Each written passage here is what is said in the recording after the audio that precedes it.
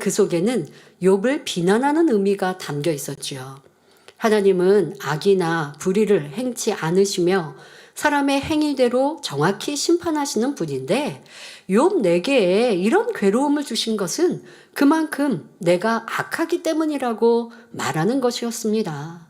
여전히 욥을 정죄하고 있는 것이지요.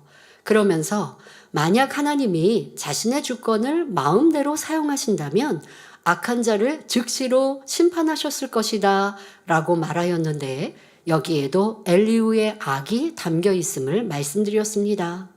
우리도 자기의 모습을 돌아보아야 합니다. 다른 사람의 어려움과 연단을 보았을 때, 저 사람의 평소 생활, 삶을 볼 때 이렇게 연단이 올 줄 알았어 한다거나 나름대로 진리로 분별한다고 하지만 하나님의 깊은 뜻을 알지 못하여 판단, 정죄가 될 수 있습니다. 그러니 우리는 무엇을 보고 들을 때 항상 선과 사랑님이시라면 어떻게 하실까 생각하여 오직 하나님의 뜻을 깨달아야 하겠습니다. 욥기 34장 16절 17절 본문에서는 엘리후의 교만한 모습이 더욱 두드러지게 드러납니다. 만일 총명이 있거든 이것을 들으며 내 말소리에 귀를 기울이라. 공의를 미워하는 자시면 어찌 치리하시겠느냐. 의롭고 전능하신 자를 내가 정죄하겠느냐 말합니다. 지난 시간 10절에서는 너희 총명한 자들아 라고 말했던 그가 이제는 만일 총명이 있거든 이라고 바꾸어 말하고 있습니다. 엘리후는 이미 연장자들 앞에서 욥의 잘못을 요약해서 지적함으로써 자기의 총명함을 과시했습니다. 그러니 만일 총명이 있거든 내 말소리에 귀를 기울이라 하는 이 말 속에는 자기가 그들보다 월등히 총명하다는 것을 노골적으로 표현하는 말이지요. 그러면서 또다시 그들을 가르쳐 나갑니다. 공의를 미워하는 자시면 어찌 치리하시겠느냐 했는데 이는 하나님께서 공의가 없으시다면 어떻게 다스리겠느냐. 즉 하나님은 공의로우신 분이시다. 이런 의미입니다. 이어서 의롭고 전능하신 자를 내가 정죄하겠느냐라고 하는 말은 욥에게 하는 말이지요. 욥 당신이 의롭고 전능하신 하나님을 정죄한다는 것이 말이나 됩니까? 이렇게 따져 묻는 것입니다. 문자적으로 볼 때 엘리후의 말은 틀린 것이 없습니다. 그런데 엘리후의 말을 옳다고 인정하면 욥은 아주 나쁜 사람이라는 결론이 나옵니다. 반대로 욥의 주장을 옳다고 인정하면 하나님이 나쁜 하나님이 되고 맙니다. 우리는 하나님의 말씀을 항상 영적으로 분별해야 하지요. 고린도전서 2장 13절에 신령한 일은 신령한 것으로 분별하느니라 말씀한 대로 하나님 말씀은 성령의 도움이 아니면 알 수 없고 이해할 수도 없습니다. 엘리후는 하나님의 말씀을 들어서 알고 있지만 육적인 생각으로 분별해 나가기 때문에 하나님의 뜻을 헤아리지 못한 채 무조건 욥을 판단, 정죄하는 것입니다. 예수님 당시에도 하나님의 말씀을 가르친다는 사람들이 오히려 예수님을 핍박하며 귀신 들렸다, 미쳤다 정죄 내렸고 결국은 십자가에 못 박았습니다. 엘리후도 자기가 아는 지식이 다인 줄 알고 그 지식 안에서 하나님을 평하고 높이는 한편 욥을 정죄 내리고 있습니다. 하나님을 높여드리는 데 목적이 있는 것이 아니라 욥을 정죄하는 데 그 목적이 있는 것입니다. 이는 엄청난 교만과 악에서 나온 것인데 어찌 하나님께서 옳다 인정하시겠습니까? 엘리후와 같은 사람이 행함으로 짓는 죄인 육체의 일은 행치 않았다고 해도 지금과 같이 판단, 정죄하며 하나님의 뜻을 잘 아는 것처럼 교만한데 이것이 어찌 작은 죄라 할 수 있겠습니까? 우리는 사망에 이르는 육체의 일, 또 육체의 일, 육신의 일, 이러한 죄의 그런 점진적인 모습까지 듣고 알아요. 나는 육체의 일을 행치 않았어요. 그러니 때로는 육체의 일을 행하는 사람에 대해 정죄하고 판단하고 있지만 내 안의 판단 정죄는 육체일 묻지 않은 큰 죄라는 것도 알아야 한다는 것입니다. 여러분 중에도 혹여 말씀의 지식이 많다 해서 또는 어떤 사람이나 상황에 대해서 많이 안다 해서 그것이 다가 아님을 알아야 합니다. 항상 기도하는 가운데 성령의 주관을 받아 올바른 깨우침을 받아야지 그렇지 않다가 정죄의 큰 죄를 지을 수 있음을 알아야 합니다. 이어지는 본문을 보면 엘리후가 하나님을 아주 그럴듯한 표현으로 높여갑니다. 욥기 34장 18절 19절에 그는 왕에게라도 비루하다 하시며 귀인들에게라도 악하다 하시며 왕족을 외모로 취치 아니하시며 부자를 가난한 자보다 더 생각하지 아니하시나니 이는 그들이 다 그의 손으로 지으신 바가 됨이니라 합니다. 우리가 피조물로서 창조주 하나님을 높여드리는 것은 마땅하며 좋은 일입니다. 우주 만물을 지으신 하나님 앞에 우리 사람은 얼마나 작고 작은 존재인지요. 그러니 엘리후는 하나님께서는 왕에게라도 비루하다 하신다. 즉 왕일지라도 하나님 앞에는 무가치하다, 쓸모없다 말씀하신다는 것입니다. 또 왕족을 외모로 취하지 않으신다 했는데 이는 왕족이라 해서 특별한 은혜를 주지 않으신다는 의미입니다. 부자를 가난한 자보다 더 생각하지 아니하신다는 것은 부자라고 해서 가난한 자보다 더 관심 갖거나 우대하지 않으신다는 의미입니다. 그 이유는 왕이든 부유한 사람이든 가난한 사람이든 다 하나님께서 지으신 똑같은 피조물이기 때문이라고 말합니다. 엘리후의 말대로 하나님은 사람을 차별하지 않으십니다. 왕이든 평민이든 지식이 있든 없든 가난하든 부유하든 외모로 평가하지 않고 그 중심을 보시며 의 가운데 역사하십니다. 지위나 환경, 조건에 상관없이 누구든지 행한 대로 갚아주시며 영원히 잘됨같이 범사가 잘되는 축복을 주시지요. 그런데 여기서 엘리후의 말의 문제는 엘리후가 자신이 알고 있는 지식 속에 하나님을 높여드리면서 동시에 욥을 정죄하고 있다는 점입니다. 사람들의 모습에서 종종 이런 면을 볼 수 있습니다. 자기가 악이 있으므로 엉뚱하게 하나님을 끌어들이거나 제3자를 끌어들여 상대를 정죄하며 해하고자 하는 일들이 있지요. 그러니까 내가 상대를 싫고 무시하는 말, 또 정죄하는 말을 하고 싶은데 내 말로만 하면 상대방이 잘 인정하지 않아요. 그러니 때로는 하나님의 말씀 진리를 인용하여 내 말이 맞다. 또 아니면 윗사람의 말을 인용하여 언제 이렇게 말씀하셨잖아. 그런데 너가 그러니까 너는 나빠. 이렇게 인용하더라는 것이죠. 엘리후도 악한 마음에서 욥을 정죄하려는 목적으로 하나님을 높이다 보니 엉뚱한 말이 섞여 나온 것을 볼 수 있습니다. 그러니까 어떤 말에든 그 말에 가시가 있고 그 말을 왜 하는지라고 하는 것, 이게 사실 말의 의도, 이걸 파악하는 게 중요하지 않습니까? 지금 엘리후는 하나님을 높여드리는 의도로 말하는 것이 아니라 하나님을 높여드리는 것 같지만 도리어 욥을 깔아뭉개기 위해서 지금 하나님을 높여드리는 말로 하고 있으니 이것이 문제라는 것입니다. 하나님께서 높고 높으신 분이므로 왕에게라도 비루하다 하시고 귀인들에게라도 악하다 하신다 했는데 이는 옳지 않은 말입니다.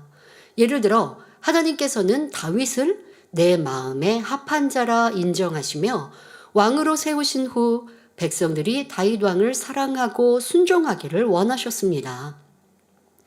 또 이스라엘의 사사로 친히 세우신 사무엘을 온 백성이 믿고 따르기를 원하셨습니다. 바로 이것이 하나님의 뜻이지요.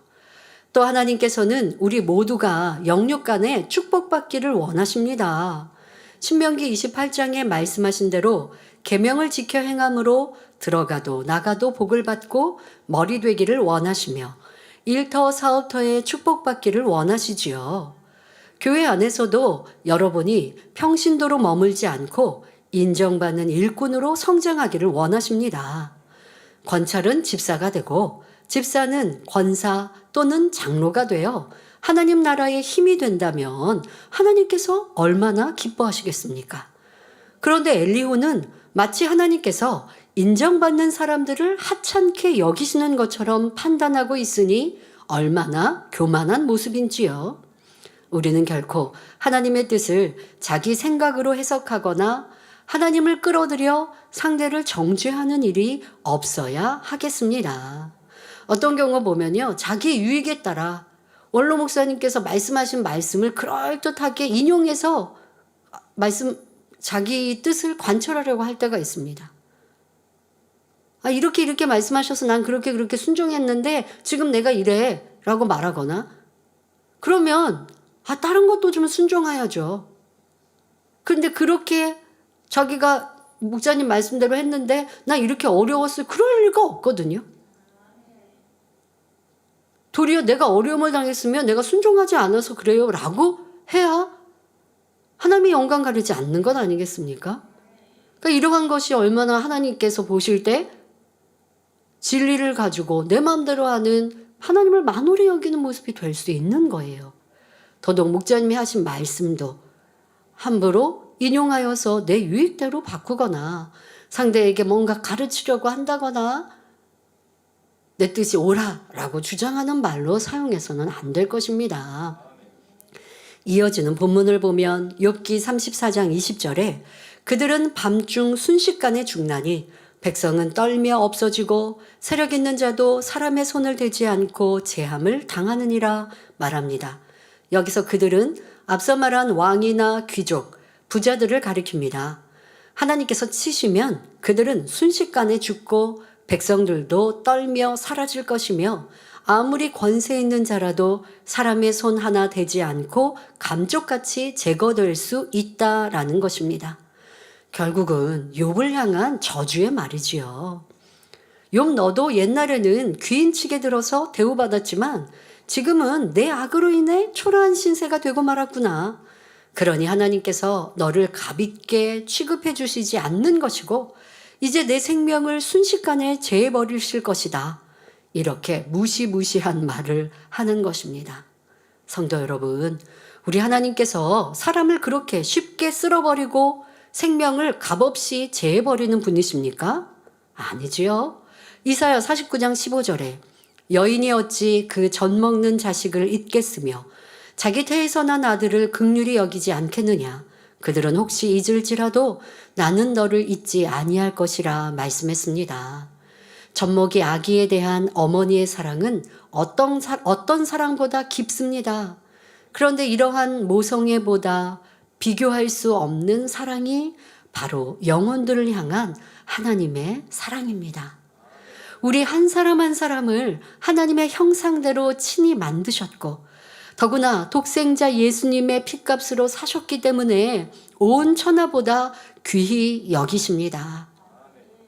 사람들에게 아직 악이 있고 변개하는 마음이 있다 해도 싫어하지 않으며 불쌍히 여김으로 어찌하든 구원의 기회를 주시고자 하는 마음이지요. 엘리후는 이러한 하나님의 사랑과 진리를 알지 못하니 악한 생각 속에 하나님은 이런 분이다 라고 설명해 나가고 있습니다. 이어지는 본문도 마찬가지입니다. 욥기 34장 21절 22절에 하나님은 사람의 길을 주목하시며 사람의 모든 걸음을 감찰하시나니 악을 행한 자는 숨을 만한 흑암이나 어두운 그늘이 없느니라 합니다. 하나님께서는 우리가 언제 어디에서 무슨 말과 행동을 하든지 다 보고 계시며 모든 생각과 마음에 품은 것까지 다 알고 계십니다. 그러니 우리는 사람을 속일 수는 있어도 하나님은 결코 속일 수 없습니다. 이에 대해 엘리후는 하나님이 사람의 길을 주목하시며 모든 걸음을 감찰하신다라고 표현하고 있습니다.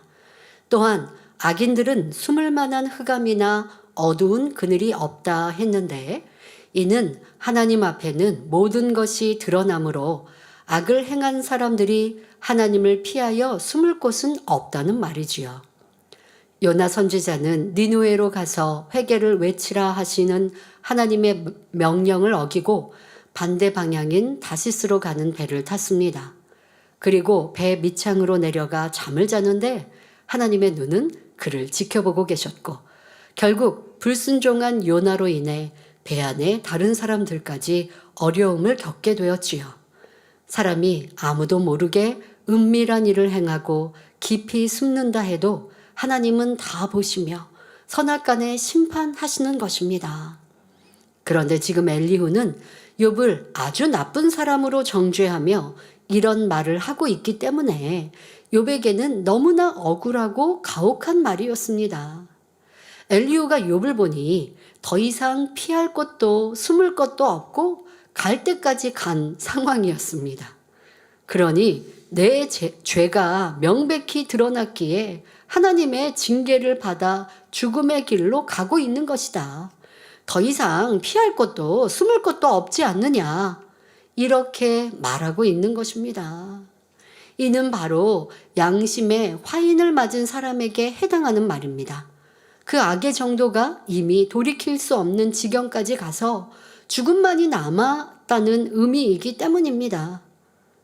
이는 욥과는 상관없는 말이지만 그런데 욥에게 지금 이런 말을 하고 있으니 엘리후의 죄가 큰 것이죠, 여러분. 이건 정죄이죠. 그래서는 안 됩니다. 하지만 우리 지금 말씀드린 대로 양심의 화인 맞아 죄악 가운데 깊이 빠진 사람들, 이런 사람들은 하나님이 다 보고 알고 계시는데 하나님이 보고 계신 것을 의식하지 못하고 점점 그 죄악 가운데 빠져들죠. 그러나 그에게 남은 것은 심판밖에 없습니다. 자, 이 말씀에 의해서 지금은 사람이 어떻게 양심의 화인을 맞아가는 것인지 말씀드리도록 하겠습니다. 오늘 욥기 100편 그리고 소제목에 바로 여러분들 죄 양심의 화인이라고 하는 제목과 같이 바로 우리가 양심의 화인 맞아가는 이 과정에 대해서 알면 또 반대로 변화에 대해서도 느낄 수 있기 때문에 이에 대해 살펴보도록 하겠습니다. 디모데전서 4장 1절 2절에 그러나 성령이 밝히 말씀하시기를 후일에 어떤 사람들이 믿음에서 떠나 미혹해하는 영과 귀신의 가르침을 쫓으리라 하셨으니 자기 양심이 화인 맞아서 외식함으로 거짓말하는 자들이라 말씀합니다. 화인이란 쇠붙이로 만들어 불에 달구어 찍는 도장을 말합니다. 옛날에는 가축이나 노예를 시뻘겋게 불에 달군 인두로 낙인을 찍어 자신의 소유임을 알렸고 혹은 죄인의 몸에 형벌로 찍는 일도 있었지요. 그래서 우리 조선시대 그런 사극만 보더라도 죄인의 표식을 가슴에 하기도 하고 어떤 경우는 얼굴에다가 표시하기도 합니다. 그럴 때는 이렇게 쇠로 그 죄인이다라고 하는 때로는 문구 이렇게 해서 그 표시를 만들어서 이걸 이제 불에다가 넣고 달군단 말이에요. 그래야 얼굴에 이것이 피부를 지진다라고 얘기하는데 그렇게 하면 딱 자국이 남는 것이죠. 상처가 딱 남게 되는 것이죠. 이것을 화인 찍는다라고 얘기하는 것입니다. 자, 이렇게 피부가 화인에 지져져서 감각을 잃어버린 것처럼 영적으로도 짐짓 악을 행함으로써 양심이 회생 불가능할 정도로 무감각해진 상태를 말합니다. 오늘날은 세상이 워낙 죄에 물들다 보니 사람들의 분별력도 점점 흐려져 갑니다. 예전에는 심히 부끄럽게 여길 만한 일들도 이제는 떳떳하게 드러내는 경우가 많지요. 세상 사람은 그리한다 해도 진리의 사람은 그리하면 안 되지 않습니까? 하나님은 죄 악에 대해서 항상 경계하고 계시니까 우리는 죄 악에 대해서 민감하고 내가 죄를 지으면 마음이 불편하고 죄의식을 느낄 수 있어야 그래야 그 죄를 짓지 않고 또 그 죄악을 벗을 수 있는데 죄에 대한 느낌이 점점점 무감각해지면 지금 말씀의 제목과 같이 양심에 화인 맞는 자가 되는 것입니다. 죄를 짓고도 죄의식을 느끼지 못하는 것은 그만큼 양심이 화인 맞아간다는 증거입니다. 대부분 처음에 죄를 지을 때는 그러면 안 되는데 라는 양심의 소리를 듣습니다. 세상 사람도 그렇고 진리의 사람도 당연히 그리하죠. 더더욱 진리의 사람들은 내 안에 성령님이 계시니 내 마음을 통하여, 꼭 양심이 아니라 내 마음을 통하여 때로는 불안하게도 되고, 죄를 짓고 나면 답답하기도 하고, 더더욱 성령의 충만함이 잃게 되죠. 기쁨이 사라지게 되고, 자, 이러한 모습으로 우리는 성령의 역사하심, 내 마음을 주관하시는 것을 느낄 수가 있습니다. 더더욱 세상 사람도 양심이 있기 때문에 이러면 안 되는데 라고 찔림이 됩니다. 처음에는 아직 무감각해지기 전에는 그렇게 양심의 소리가 들려온다는 것입니다. 하지만 이를 무시하고 조금씩 죄를 허용해 나가면 양심이 점점 무뎌집니다. 나중에는 큰 죄를 범하면서도 이러면 안 된다는 것조차도 느끼지 못하게 되죠. 그러니까 더더욱 진리 안에 있는 사람, 주님을 구세주로 영접하고 성령을 받은 사람들은 이러한 모습에 항상 경계해야 합니다. 근데 왜 이런 과정 중에 보면요, 스스로도 성령께서 탄식하시고 또 내 마음도 양심도 그러면 안 되는데 이거는 명백한 죄인데 라고 느껴진단 말이에요. 그리고 그에 따른 모습, 바로 성령의 충만함이 사라지는 것, 기쁨과 즐거움이 사라지는 것을 내가 느낀단 말이에요. 그런데 죄를 자꾸 범하면서 스스로 때로는 이 정도는 이렇게 해서 자기 합리화를 하는 경우도 있고, 또 그런 성령의 음성과 마음의 소리가 들려도 죄에 대한 즐거움이 크다 보면 죄에 점점점 물들고 빠지게 되면서 그 성령의 음성 또 마음에 주관하시는 역사를 듣지 않고 받지 않는 것이죠. 그러다 보면 이제 성령께서 말씀하셔도 아예 들리지 않는 거예요. 그러다가 성령이 소명킬 됩니다. 자, 조금 더 구체적으로 예를 들어보겠습니다. 도둑질의 경우를 들어보죠. 믿음이 있는 사람들은 하나님의 말씀을 알기 때문에 남의 것을 훔치지 않을 뿐 아니라 탐심이나 욕심의 속성 자체를 벗어버리고자 노력합니다. 믿음이 없는 사람들도 양심이 선할수록 작은 것 하나라도 훔치고 싶다라는 욕심을 품으면 마음이 두근거릴 것입니다. 자, 만약에 아이들이 이렇게 마트에 갔는데 내가 먹고 싶은 간식이 내가 가지고 있는 돈보다 이제 더 비싸요. 그런데 그걸 꼭 먹고 싶어요. 근데 이걸 만약에 도둑질해야겠다라는 생각이 들면 어떤 현상이 일어날까요? 막 심장 박동이 빨라지지 않겠습니까? 그러니까 이런 형상이 들 겁니다. 그런데 그러니까 훔치고 싶다라는 이제 그런 생각이 들면서 심장이 두근거리죠. 자, 2단계를 넘어서 훔쳐야겠다고 마음 먹는 순간 죄의식이 들어옵니다. 아직 죄를 짓기 전이기 때문에 이때 느끼는 불안함이 가장 크지요. 그러니까 그러면 안 돼. 훔치다가 주인이 보면 어떡해? 그럼 나 되게 야단 맞을 텐데, 엄마 불러오라고 할 텐데, 이러한 두려움과 이런 생각들이 이제 드는 것이죠. 자, 그런데 그런 생각이 들어도 내가 육체의 소욕이 커서 도둑질을 해야겠다라고 하는 생각을 행함으로 옮겨서 일단 훔치는 행동을 하고 나면 어떤 현상이 일어나느냐? 목표를 이룬 것에 대한 쾌감이 오기 때문에, 그러니까 이게 죄를 지었는데 육체의 소욕을 행했는데, 그런데 그 안에서 육체의 소욕 후에 오는 육의 쾌감이 있다는 거죠. 그 쾌감이 오기 때문에 불안감은 절반으로 줄어든다는 것입니다. 아까 분명히 두근거렸고 주인이 알아보면 어떡해, 그리고 잡히면 어떡해, 이러한 생각들이 이제 훔쳤어요. 그러면 이제 뭔가 쾌감으로, 성취감으로 오면서 양심의 소리, 이러면 안 된다, 이거 나쁜 행동인데 라고 하는 생각이 줄어드는 것이죠. 하지만 이때부터는 나는 도적이라는 죄책감 때문에 또 고통 또한 시작됩니다. 그러니까 이거는 아직 초보기 때문에 그런 거예요. 초보일 때는 내가 도적질을 했네. 한쪽으로는 이거 내가 도적질을 하니까 되네. 주인이 몰라봤네. 라고 하면서 이제 맛있게 먹는 이 쾌감도 있지만, 또 한쪽의 양심의 소리는 내가 이거 도적질을 했잖아, 이건 잘못이잖아, 죄잖아 라고 하는 그런 죄책감이라는 마음도 들게 되죠. 왜? 사람에는 양심이 있으니까요. 그러면서 마음속에 있는 선이 다음부터는 그러면 안 돼 하고 자꾸 주관합니다. 세상 사람도 죄를 처음 지을 때는 이런 현상이 일어나요. 양심은 옳고 그름의 기준이기 때문에 들은 그래도 도덕, 윤리가 있고 그러면 된다, 안 된다라고 하는 기준이 양심 안에 있기 때문에 그 양심 안에서 또 내 마음에 이루어진 선 안에서 처음 죄를 지을 때는 그것을 경계한단 말이에요. 그런데 이때 양심의 소리를 듣고 그것으로 이기면, 선이 이기면 좋은데 처음에 훔쳤을 때 느꼈던 쾌감 때문에 다시 훔치게 된다는 것입니다.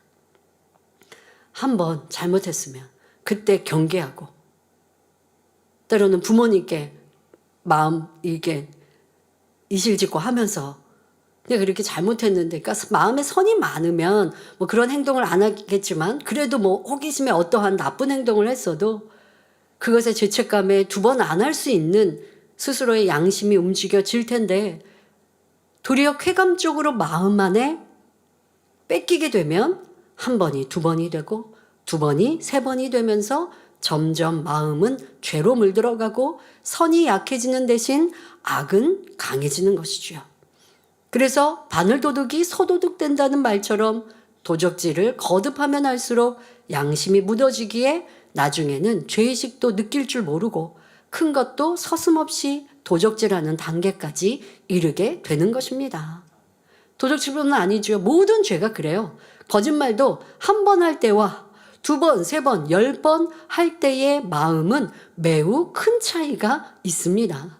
거짓말을 할수록 늘게 되고 그 정도도 더욱 심해집니다. 한 번 거짓말한 것을 숨기기 위해 더 큰 거짓말을 해야 하고 그러다 보면 돌이킬 수 없는 상황에까지 이르게 됩니다. 그래서 세상에서 그런 말 하죠. 거짓말을 하다 보면 계속 거짓말을 포장하기 위해 또 다른 거짓말을 만들어내다 보면 스스로 거짓말에 속는다. 그러니까 거짓말이 진짜 진실처럼 돼버린다라고 말하기도 합니다. 양심이 점점점 무뎌져서 화인 맞는 지경까지 이르게 되는 것이죠. 거짓말 해놓고 그것이 자기가 그 거짓말에 만들어낸 상황들이 진짜 사실처럼 스스로의 뇌가 만들어가는 것입니다. 그러면 그 뇌의 구조만이 아니라 마음이 그렇게 화인 맞은 것이죠. 그런데 이는 모든 죄에 적용할 수 있습니다. 아무리 조그마한 죄악일지라도 그 악이 장성해 가면 사단이 사로잡아 자신도 어쩔 수 없는 깊은 죄악에 빠져들게 되고 마침내는 양심의 화인을 맞는 상황에 이르게 됩니다. 여러분들이 내가 과거에 죄를 지었던 거, 또 지금의 나를 만들었던 시간들을 한번 이런 말씀을 통해서 묵묵히 이제 예배가 끝나고 나면 생각해 보세요. 내가 어떤 때, 어떤 죄에 대해서 이러한 상황들이 있었구나. 어떤 경우는 만약에 내가 이성과의 그런 육체의 일이 있다라고 하면 지금과 같은 상황들이 분명히 있었을 것이고, 어떤 죄에 대해서 내가 처음에는 그것이 마음이 두근거리고 그러면 안 되는데 하고 성령께서 내 마음을 주관해 주셨는데, 그런데 한 번, 두 번 행하고 또 자기 합리화로 뭐 이 정도는 이라고 하다 보니 죄의식을 느끼지 못한 모습.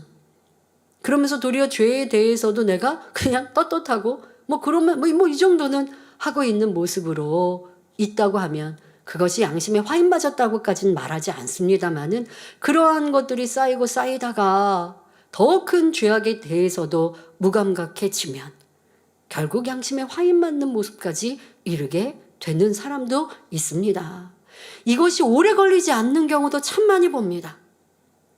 진리에서 떠나버렸을 때, 또 자기의 유익을 위해 거짓말하고, 특히 거짓말하는 경우는 이러한 일들 스스로가 참 많지요. 그 거짓말에도 처음에는 두근거렸다가 그 다음에는 두근거리지 않게 되고 더 다른 좋은 방법 이렇게 찾아가는 데에 있어서 굉장히 그 머리가 잘 돌아가죠. 그리고 마음에는 전혀 죄의식이 없어지는 이러한 모습들을 보는데요. 내 모습 안에서도 진리에 대해 항상 경계하고 비진리에 대해서 항상 살펴보며 명백한 진리에 위배되면 그것이 작든 크든 죄요 악이요 버려야 될 것이지. 이거는 이 정도는 돼 라고 하고 여러분들의 죄에 대해서 무감각해서는 아니 될 것입니다. 또한 사람이 어떤 환경 속에서 무엇을 보고 듣느냐가 인생에 지대한 영향을 미친다는 사실을 알아야 합니다. 옛날에 고된 시집살이를 한 며느리가 나는 나중에 시어머니가 되면 절대로 며느리를 고생시키지 않겠다 다짐하지만 막상 자신이 며느리를 보면 오히려 한술 더 뜬다는 말이 있습니다. 고된 시어머니 밑에 고된 시어머니 나온다라는 속담처럼요. 이미 자신의 시어머니를 통해 보고 배운 것이 은연중에 몸에 배어 있기 때문이죠. 또 육의 아버지가 술을 즐기고 주사가 심한 가정에서 성장하는 자녀들은 나는 어른이 되면 절대 그러지 말아야지 하지만 막상 어른이 되면 아버지처럼 행하는 경우가 많지요. 또 청소년들이 폭력적이고 선정적인 대중문화를 경계하지 않고 무분별하게 받아들이면 점차 죄에 대한 감각이 무뎌지기 쉽습니다. 또 친구들이 이성을 사귀고 또 육체일을 행하는 것, 학교 다니는 학생들, 그런 친구들이 그것을 막 숨기는 게 아니라 학창시절에는 그런 것들을 무슨 이렇게 자랑하듯이 영웅심리처럼 한단 말이에요. 남학생들은 주먹이 세고 하는 그런 학생들이 도리어 영웅처럼 하지 않습니까? 그래서 나는 막 이렇게 싸워서 누구를 때려 눕혔고 한 다음에 이거 학교에 와서 막 자랑한단 말이에요. 근데 그런 것처럼 이런 죄에 대해서도 학창시절엔 친구들이 그것을 좀 죄의식을 느끼지 못하는 학생들이죠. 그렇게 죄를 짓고 얘기하면 다른 친구들도 그런 것에 영향을 받아서 나도 저렇게 하면 되게 멋진 것 같아. 학창시절에는 어른처럼 행동하면 되게 멋진 것 같지 않습니까? 그러니까 어른들의 행동들에 대해서 따라하고 이걸 죄라고 생각하지 않는 경우들. 그러나 우리 만민의 학생들은 분별하더라고요. 그래서 무엇이 죄고 악인지, 그러면 되고 안 되는지 정확히 알아서 행하는 것을 보면서 참 감사했습니다. 또 우리 학생들 중에는 폭력적인 이런 게임들, 이런 것들에서 이게 게임에서 보면 뭐 칼로 베고, 뭐 창으로 찔르고, 뭐 이런 게임들, 뭐 총으로 쏘고, 뭐 이렇게 합니다. 우리 주변에 뭐 총은 별로 없겠지만, 뭐 집에서는 주방에 주방 칼도 있습니다. 예전에 그런 뉴스 있었다니까요. 게임에 중독돼서 집 밖에도 나가지 않고 방 안에만 생활해요. 방에도 잘 방 밖에 나오지 않아요. 거의 게임으로만 사는 거예요. 그러니까 식사도 엄마가 그냥 뭐 한 그릇 밥으로 차려서 주고, 그러면은 게임하면서 밥 먹고, 뭐 이러한 성인이 되었는데도 그렇게 이제 살아가는 거죠. 그러다가 엄마가 하도 잔소리를 하시니까 엄마를 칼로 찔렀어요. 엄마가 게임처럼 살아날 줄 알았다라고 말하는 그런 뉴스를 보았습니다. 게임에서는 살아나니까. 엄마가 그렇게 살아날 줄 알아. 이게 뭐예요? 이 중독이 되면 뇌 구조가 바뀐다고 하죠. 바른 생각, 분별을 못한다고 합니다.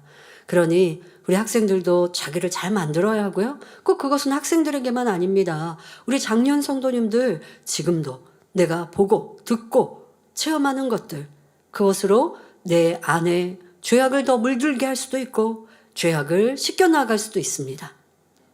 그러니 여러분들의 선택을 항상 바르게 해가시기를 바랍니다.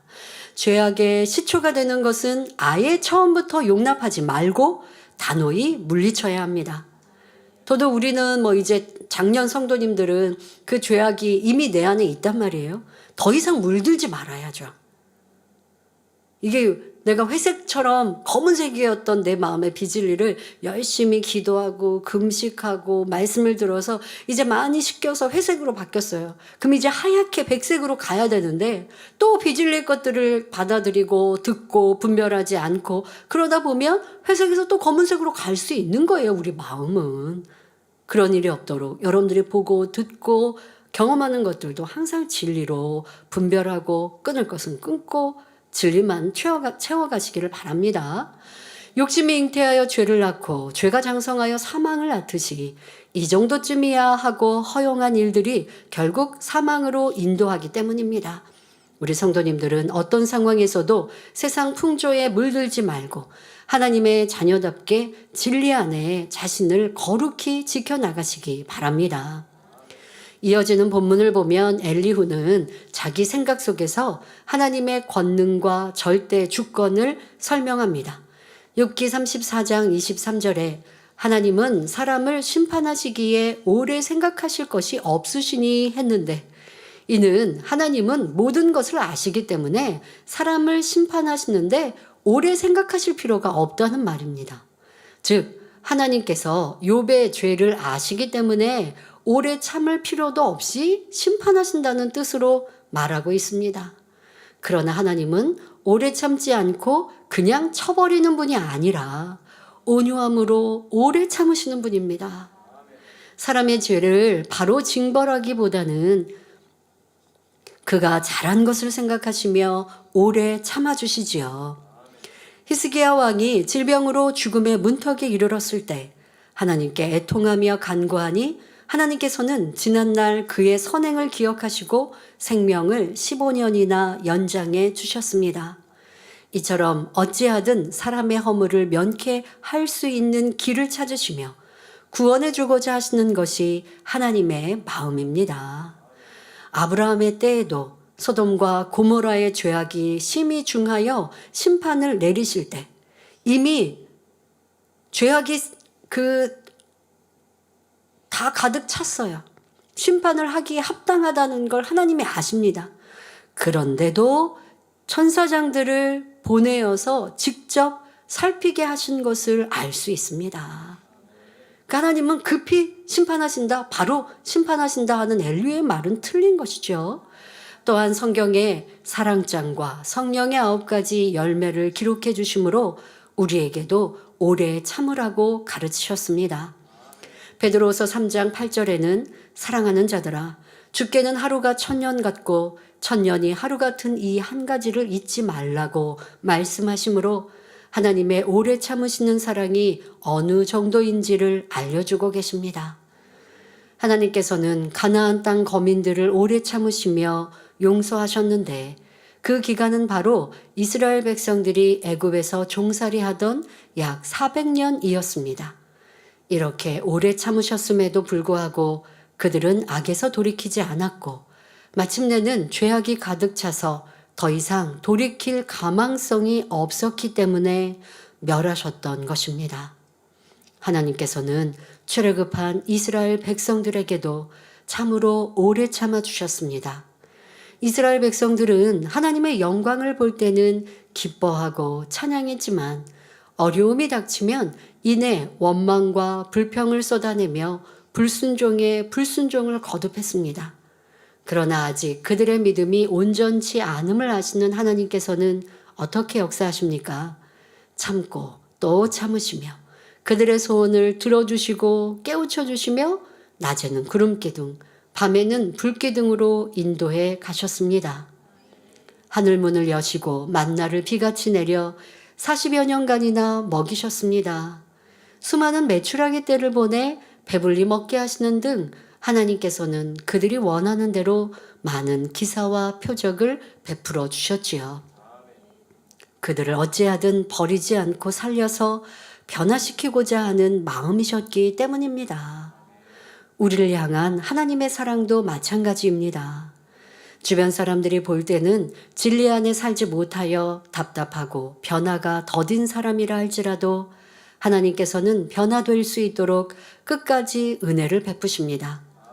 그러나 엘리후는 이러한 하나님의 사랑을 너무나 모르는 사람입니다. 이는 이어지는 그의 말 속에서도 느낄 수 있는데요. 이에 대해선 다음 시간에 살펴보겠습니다.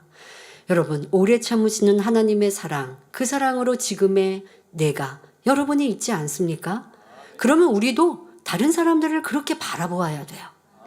그런데 하나님이 나를 오래 참고 기다려 주시기를, 기회 주시기를 바라면서 나는 다른 사람에 대해서 그래하지 않는다면 하나님이 나에게 무엇라 말씀하실까요?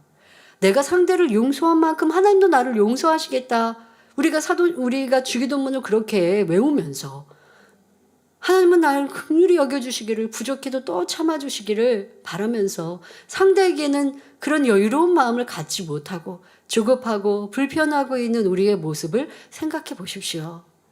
출애굽한 이스라엘 백성을 40년 동안 그들에게 가르치시고 그들에게 먹이시고 이끄시고 때로는 야단치셨다가 때로는 보듬어 주셨다가 그런데도 그들은 결국 모세 선지자에게 대항하는 모습이 참으로 많이 나오고 있습니다. 그럼 하나님이 40년을 손해보신 걸까요? 아닙니다. 그런 사랑, 그러니 하나님이신 거죠. 그 사랑으로 끝까지 참고 기다리시고 기회 주셨기에 우리가 하나님은 사랑이시라 할 수 있는 거고, 그러니 이스라엘 백성들의 불순종에 교훈을 삼고 우리는 순종하자 하는 거죠. 그렇지 않고 하나님께서 이들은 불순종할 사람이니까 처음부터 다 아시니까 기회 안 주시고 은혜 안 주셨다면 우리가 어찌 하나님을 사랑이라 하겠고 그 사랑 안에 우리가 변화될 수 있다 믿을 수 있겠습니까?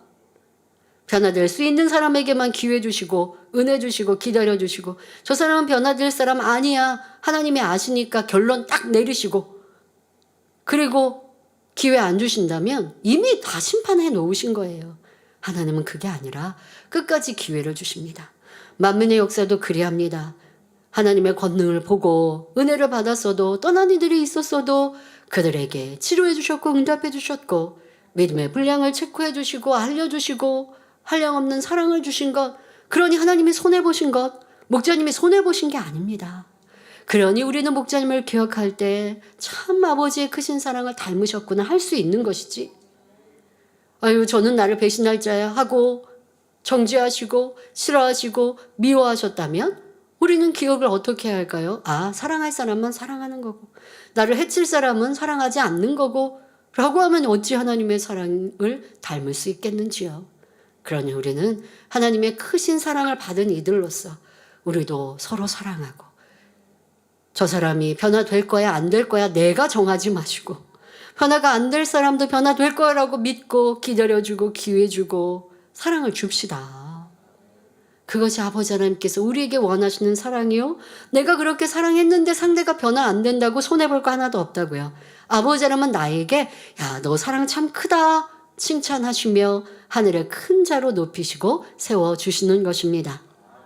이러한 사랑을 깨닫고 여러분도 변화되고자 더 힘써 나아가시고 우리 주변의 모든 사람을 그렇게 섬기고 사랑합시다. 결론을 말씀드립니다. 사랑하는 성도 여러분, 사람이 어떻게 죄로 물들어가는 것인지를 분명히 알면 역으로 죄를 빼내는 작업도 할 수 있습니다. 사람이 처음 죄를 지을 때는 불안하고 두려움에 고통을 받지만 그 횟수가 더할수록 점점 죄의식을 느끼지 못한다 했습니다. 그런데 이런 사람도 예수 그리스도를 영접하면 진리를 듣고 하나님의 눈을 의식하기 때문에 죄에 대한 두려움이 생깁니다. 두려움으로 인해 죄를 버려야겠다는 결심을 하게 되고 기도하면서 성령님의 도움을 받으면 10번에서 9번, 8번 이렇게 횟수를 줄여나갈 수 있지요. 그러다 보면 결국에는 처음에 죄를 짓지 않았을 상태인 원점으로 돌아갑니다. 그리하여 선한 마음을 되찾게 되는데 그것으로 다 된 것이 아닙니다. 그러니까 지금 뭐냐? 여러분 우리는 이미 태어나서 성장하는 과정 속에 많은 죄악을 쌓아왔단 말이에요. 그러니까 태어나는 아이들은 원죄를 갖고 태어났지만 자범죄가 없을 때 그 아이들을 심히 죄를 많이 지었다 할 수는 없어요. 자, 그러한 원점의 모습, 지금 말씀드린 대로 주님을 영접하고 기도하면서 10번 지었던 죄를 9번, 8번, 그래서 이제 죄 짓지 않는 사람이 된다라고 하면 이제 하나님이 원하시는 기본적인 성결한 모습이 되어 가는 것이죠. 자, 그러나 여기서 다 된 게 아니고 그때부터 시작입니다. 자, 그런데 지금 이 욥은요, 쉽게 말하면 우리가 많이 마음에 쌓아놓았던 죄악을 벗고 벗어져서 이제 더 나아가 육신의 생각도 깨트립시다 라고 하는 그 단계에 욥은 연단을 받기 시작한 거예요. 그러니까 욥이 죄를 많이 짓고 쌓아서 연단받은 게 아니라 욥은 육체의 일이 없었어요. 육체의 일 짓지 않고 마음 안에 있는 육신의 일도 많이 있지 않아요. 그러나 근본, 본성 속에 있는 그런 악이 있단 말이에요. 이건 스스로 발견하지 못하니 연단을 통해 깨닫게 하셨어요. 자, 이런 단계는 우리로 본다면 내 안에 있는 죄악을 버리고, 그러니까 믿음의 3단계에서 내 안에 육체의 일은 이미 버린 게 믿음의 3단계 들어왔죠? 그러면 육신의 일들을 이제 버리죠? 그리고 육신의 생각들 깨트리죠? 그리고 오는 작업이 마음의 더 깊은 할례인 본성 속의 악을 깨달아 버리거든요. 꼭 이것을 하나하나 다 끝내고 한다는 건 아니지만 최종적으로 믿음의 3단계 안에서 반석을 지나서도 본성 속의 악이라는 걸 깨닫게 됩니다. 욥이 지금 그런 단계라는 것입니다. 자, 이렇게 되었다고 할지라도 다 된 게 아니라고요. 이제 본성 속의 악을 벗었다고 해도 또 끝이 아닙니다. 진리를 배우고 깨닫는 대로 깊은 죄성까지 버리고 의를 행해 나가는 만큼 성결되어 가는 것이지요. 자, 이렇게 우리는 이런 목표 아래 가고 있습니다. 먼저는 행위적으로 짓는 죄를 버리고 다음으로 마음과 생각으로 짓는 죄를 버리며 본성의 악까지 빼내야 비로소 성결을 이루게 되는 것입니다. 이러한 원리를 깨달아 여러분 모두가 선한 양심을 되찾고 신속히 아름다운 주님의 마음을 이루시기를 주님의 이름으로 축원합니다. 자, 문제는 현재 우리는 뭐 이렇게 태어난 아기가 죄를 받아들이지 않고 또 죄에 대해서 처음부터 받아들이지 않고 이럴 수 있는 단계는 이미 지난 많은 장년 성도님들 이미 죄에 대해서 내 안에 무감각하게 받아들이고 또 죄를 지은 모습이에요. 자, 여기서도 지금 말씀드린 이 단계들을 다시 역으로 하시면 된다는 겁니다.